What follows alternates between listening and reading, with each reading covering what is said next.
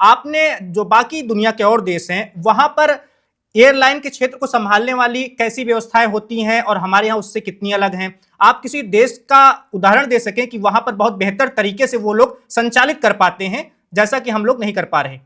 सबसे पहले सिकंदर जी आप।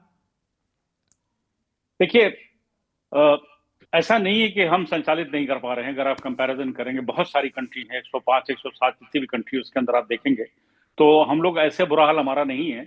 हाँ, अफ्रीकन कंट्रीज को किनारे कर दीजिए, उसके बाद आइए यूरोप के अंदर। यूरोप के अंदर के आप सेंट्रल एशियन जो कंट्रीज है, छोटी छोटी मसेडोनिया है, ये सब जितनी छोटी छोटी है, तजाकिस्तान कजाकिस्तान, इनको भी किनारे कर दीजिए। यहाँ पे एविएशन कुछ भी नहीं है। तो आप सिर्फ वेस्टर्न यूरोप के अंदर या अमेरिका में आप कह सकते हैं, वहां पर अब ऐसा जो है वो बहुत ही स्ट्रिक्ट है। बहुत ज्यादा यूरोपियन यूनियन की जो सिविल एविएशन अथॉरिटी बनाई गई बहुत ही स्ट्रिक्ट है, बल्कि हम लोग उसको फॉलो करते हैं, डीजीसीए उसको फॉलो करता है। इसी तरह फेडरल एविएशन अथॉरिटी है, अमेरिका की एडमिनिस्ट्रेशन है, फेडरल एफएए, उसको भी हम लोग फॉलो करते हैं और उससे कोई हम कम नहीं है। लेकिन जो सिस्टम उनका ऑपरेशनल सिस्टम जो है, जैसे अमेरिका का मैं बता दूं, उनका जो सिस्टम है वो बहुत ही खुला हुआ है। उनका स्काई जो है बिल्कुल खुला हुआ है।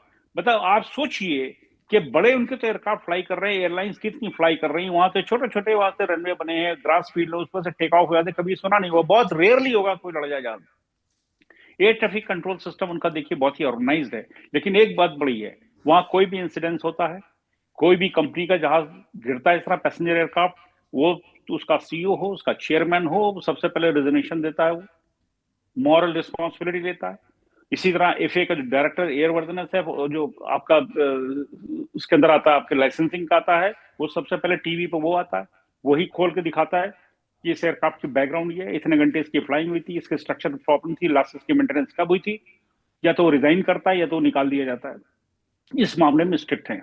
और हमारे यहाँ डीजीसीए में ये कह लीजिए इंडियन गवर्नमेंट के अंदर जो मिनिस्ट्री ऑफ सिविल एविएशन है, उसमें कंप्रोमाइज हो जाते हैं, ऑफिसर्स अपनी सेटिंग कर लेते हैं, सिकंदर मिनिस्ट्री जी में आप सेटिंग कोई कर लेते हैं। उदाहरण देकर बता सकते हैं कि कभी किसी और देश में ऐसी स्थिति पैदा हुई हो जैसा हमने अभी झेला है पिछले 1-2 हफ्तों में? बहुत जगह, ये पहली इंडिया में पहली बार हुई, बहुत जगह, बहुत जगह हुई है। मैं तो हिथ्रो एयरपोर्ट की बात कर रहा हूँ, लंदन की बात कर रहा हूँ, ये 24 घंटे, वो आपने सुना तो होगा उस कि पर साहब वो वहां की सरकार के द्वारा क्या कार्रवाई हुई थी वो भी आप बता सकते हैं? कुछ नहीं हुई थी। सब सड़कों पड़े थे, बाहर फुटपाथ के ऊपर ठंडक में पड़े हुए थे, कुछ भी नहीं हुई थी। हम सब भूल जाते हैं, ये सब न्यूज बन चुकी है। इसी तरह ब्राजील में हो चुकी है। ब्राजील में तो लूट मार तक की होनी शुरू हो गई थी, एयरपोर्ट को पूरा लूट लिया था लोगों ने जाकर के, पैसेंजर ने लूट लिया सड़क तक के, और 48 घंटे के लिए बंद था। और दोनों जगह सिमिलर प्रॉब्लम हुई थी। वो ऐश आई थी उसकी, आपके ज्वालामुखी की, जो वेल्कानो एरप्शन हुआ था, उसकी वजह से पूरा यूरोप बंद हुआ था। और इसी तरह ब्राजील के पास हुआ था, उसकी वजह से एयरपोर्ट सारी सडनली सारी फ्लाइट रोक दी गई थी, मारामारी शुरू हो गई थी। उड़ते हुए एयरक्राफ्ट जो थे वो भी इमरजेंसी लैंडिंग करी थी, और वो कई दिन तक चली है, 72 आवर्स के लिए तो बंद हुआ था हिथ्रो। इसी तरह रियो का एयरपोर्ट बंद हो चुका है, वहां भी तो वहां तो पूरा लूट लिया था उन्होंने एयरपोर्ट को। हुआ है, ऐसा नहीं है नहीं हुआ, हमारे यहाँ पहली बार हुआ है। ये फर्स्ट इंसिडेंस था हमारे यहाँ जो हुआ है ये हिस्ट्री के अंदर। बिल्कुल। चोपड़ा साहब आप इस बातचीत में थोड़ा जोड़ना चाहेंगे कुछ जैसा सिकंदर जी ने अभी कहा है? जी जी जी। देखिए वैभव जी, सबसे पहले ना दो चीजें हम इंडियंस में ना बहुत बड़े तरीके से लैक करती हैं, और इसकी वजह से ना काफी केसेस में आप देखते होंगे सोशल मीडिया पे कि इंडियंस को लेके स्पेसिफिकली काफी नेगेटिविटी भी फैली हुई है। पहली चीज तो जो, अगर हम सिर्फ मैं एविएशन से बात करूं या किसी भी फील्ड की, तो हमें हमारा जो फ्यूचर पर्सपेक्टिव होता है ना, उसको हम सोचते नहीं है। मतलब हम ये नहीं सोचते कि अगर आने वाले समय में ये चीजें हुई, अगर बाकी ऑर्गेनाइजेशंस ने कुछ स्टेप्स ऑलरेडी लिए हैं, तो हम क्यों नहीं ले रहे। इसका एग्जांपल अभी रीसेंट इंसिडेंट से बताता हूं, जो अभी दिल्ली और मुंबई एयरपोर्ट पे जो जीपीएस स्पूफिंग का इंसिडेंट हुआ था, जहां पर बहुत सारी फ्लाइट्स कैंसिल हुई थी। अब उस समय भी जब मैं न्यूज पे आया था, तो मैंने एक चीज बताई थी कि जब ये सिस्टम काम नहीं करा, जो एटीसी का सिस्टम था जिसमें ये जो इनका मेन फ्लाइट कंप्यूटर था, तो उसके लिए जो बैकअप सिस्टम था इनका, वो भी रिडंडेंट सिस्टम था, तो इनको मैनुअली करना पड़ा, जिसकी वजह से वहां पे ये प्रॉब्लम हुई। सेम अगर आप यूरोपियन कंट्रीज की देखें, उन्होंने ऑलरेडी इसके लिए केटर करा हुआ है और 3 बैकअप सिस्टम क्रिएट करे हुए हैं कि अगर एक भी फेल होता, दूसरा फेल होता, तो हम तीसरे सिस्टम ऑटोमेटिकली ऑनलाइन आ जाएगा। तो क्या हमारे जो सिविल एविएशन है उसको ये नहीं पता है? सेम चीज यहां पर आती है, पहली चीज। नंबर 2 जो सबसे इंपॉर्टेंट है, जो सारे इंडियंस को लेकर मैं बोलूंगा, वो है एक वर्ड जिसे हम कहते हैं इंटेग्रिटी। इंटेग्रिटी का मतलब होता है आप अपना काम सही कर रहे हैं जब आपको कोई नहीं देख रहा है। तो यहां पर भी वही है कि जिस समय ये डिजास्टर, ये जो सारी चीजें चल रही थी, कोई भी डिजास्टर एकदम नहीं होता, ये डिजास्टर इन दी मेकिंग था। तो उस समय जो लोग सारे इन्वॉल्व है, इसलिए मैंने बताया ना कि हम क्या करते हैं, घूम घुमा के नीचे के 2-4 बंदों को हम सैक कर देते हैं। एक एग्जांपल अभी रीसेंट इंसिडेंट इसी महीने का आपको नवंबर का देता हूं। एयर इंडिया की जो A320 फ्लाइट जिसका ARC सर्टिफिकेट ओवर हो गया था, वो 8 बार उड़ी है एक महीने में। क्या इसके बारे में हमने क्या करा, हमने नीचे के कुछ बेचारे जो इंजीनियर्स हैं उनको सैक कर दिया। थोड़ा विस्तार से बताएंगे चोपड़ा साहब, आपने जो अभी ये वाली बात जी बोली है। सो नवंबर में एयर इंडिया की एक पर्टिकुलर फ्लाइट थी A320। इस हर एक फ्लाइट का एक सर्टिफिकेट है जिसे हम एयरवर्दिनेस सर्टिफिकेट कहते हैं। आप समझ लीजिए जैसे गाड़ी का लाइसेंस आपके पास होता है, ये उससे भी ज्यादा इंपॉर्टेंट है। अगर किसी पर्टिकुलर फ्लाइट के पास ये लाइसेंस नहीं है तो वो फ्लाई नहीं कर सकता, उसको अलाउ नहीं होता है।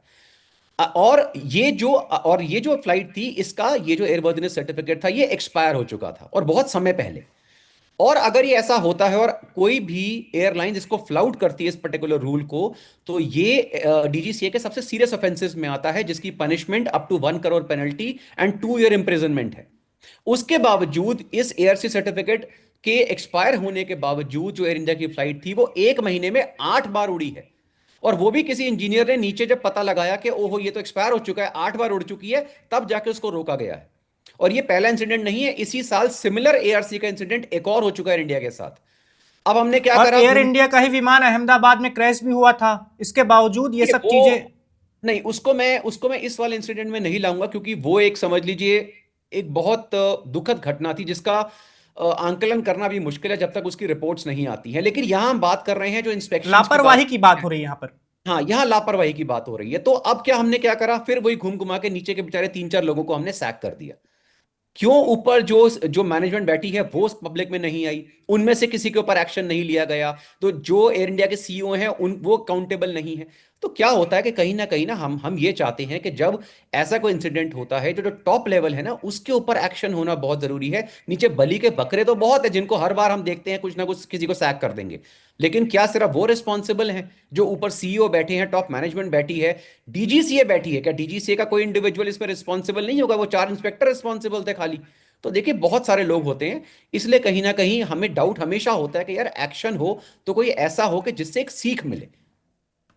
अक्षय जी, एयर इंडिया को लेकर ही अगर हम बात करें तो एयर इंडिया के बारे में कहा जाता था कि सरकार से निजी हाथों में जब जाएगी एयरलाइन तो हो सकता है कि स्थिति थोड़ा बेहतर हो, लेकिन जैसा आप बता रहे हैं स्थिति तो बिल्कुल बेहतर नजर नहीं आ रही।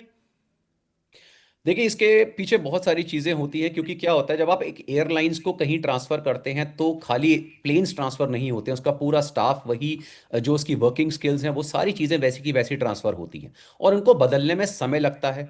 आप इस कंट्री में इमीडिएटली अगर कुछ डायनेमिक चेंज करने की कोशिश करेंगे कि मैं पुराना स्टाफ हटा दूंगा और नया ले आऊंगा और सब कुछ, तो यहाँ पे फिर वो दंगे हो जाएंगे और वो स्ट्राइक्स होनी शुरू हो जाएंगी। इसलिए धीरे धीरे चीजें चेंज हो रही हैं। और जो टाटा के साथ है, ऐसा नहीं है कि एयर इंडिया में चेंजेस नहीं आए हैं, बिल्कुल आए हैं, लेकिन कहीं ना कहीं जो रूल्स रेगुलेशंस होते हैं उनको चेंज होने में समय लगता है, क्योंकि it's a very old airlines. उसकी वो जो पुराने जो कर्मचारी हैं, उनका जो वर्किंग स्टाइल है, वो सारी चीज़ें थोड़ा सा समय लेती हैं। धीरे धीरे आप देखेंगे नेक्स्ट जनरेशन आएंगी, क्योंकि न्यू एयरक्राफ्ट इंडक्ट करे एयर इंडिया ने, बहुत सारे बेटरमेंट्स हुई हैं टाटा के अंडर, और आई एम श्योर आने वाले समय में ये चीज़ आप और बेटर देखेंगे। Subscribe to One India and never miss an update. Download the One India app now.